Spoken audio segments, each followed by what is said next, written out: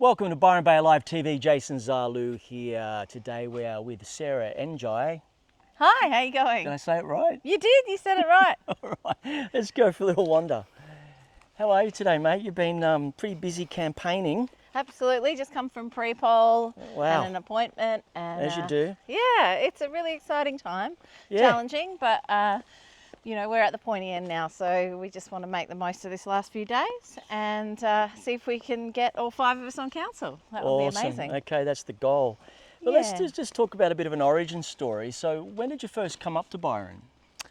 Well, I came up when I was 18, so that's 30 years ago. Yeah. I had just broken up with my boyfriend of 2 years, and I've been having an amazing time. He was a surf filmmaker, and I was brokenhearted, and I'd been listening to the Paris, Texas CD with Rycuda. Yeah, okay. And the guy at Record Sessions in Bondi said to me, if you like him, you've got to see this guy Taj Mahal. He's sold out at the Opera House, but there's still tickets available for Blues Fest. And I'd lived in Angourie for a little while. I'd never been to Byron. It always seemed cliche even then. Yeah, sure. But I got on the Rattler and headed up here. The train? Yeah, exactly. We had a it's train. like the 13-hour train. It stopped at the rails, right? Yes. So you could get off and have a drink after the 13-hour train ride. I did it a few times. I did it many times over the years, but somehow ended up going to the Byron Bay Blues Festival. It was in the site on your way towards Ewingsdale Road. Sure. And Belongel Fields, that's what it's called. Yeah. For what somehow ended up being called out and getting up on stage and singing with Taj Mahal. Yeah, wow. So it was a pretty wild introduction to the place. I stayed up at First Sun Caravan Park for a few weeks. As you do.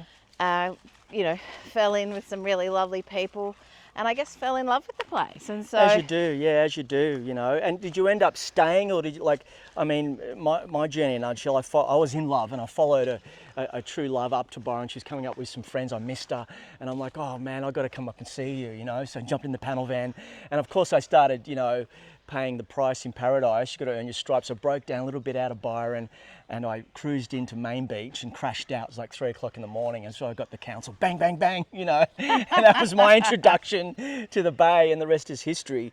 And I ended up not living up here. Like, I used to come up on holidays. 95, 96, 97. And then in 2000, I decided to stay, like a lot of us, you know, we're all from somewhere, you know. But even after 24 years, you know, the people that are growing up here goes, mate, you're still a blow-in, mate. I've been here all my life, you know. Okay, sorry. You know, well, you know, I think I've earned a bit of my stripes.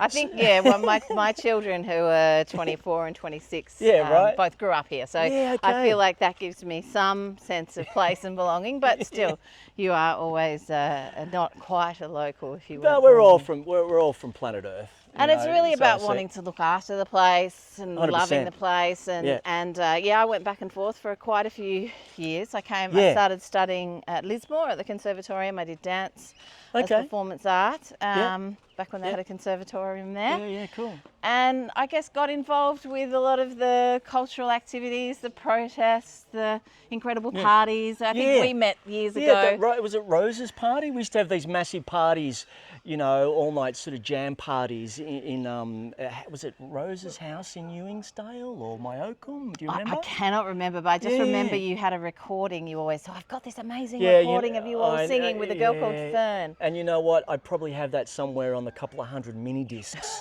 And I mark most of them, but there's a few that are not. And I do go in the archive every now and then, and I have remembered that, you know, thanks for reminding me.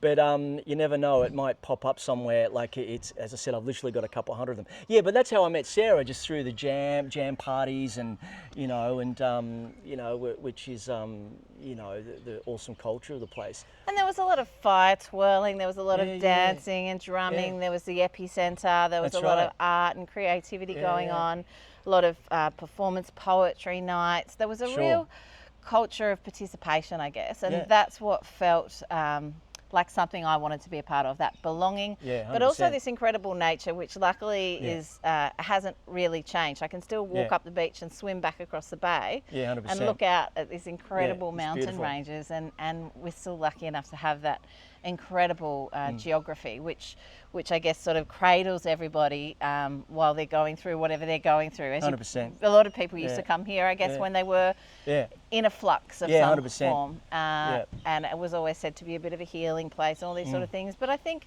as you spend more time here, you realise it really is a place of connection and people weaving, and that, I guess part of that is why I am involved in politics, because I want to make sure we preserve that that culture, that diversity. Very important. And that's become harder and harder with the cost of living and the cost of, you know, most of us have been priced out of where we did live and, that's very true. and have moved somewhere else. And I think we've got to be careful not to love a place to death and you know, find ways to keep that magic alive. 100%.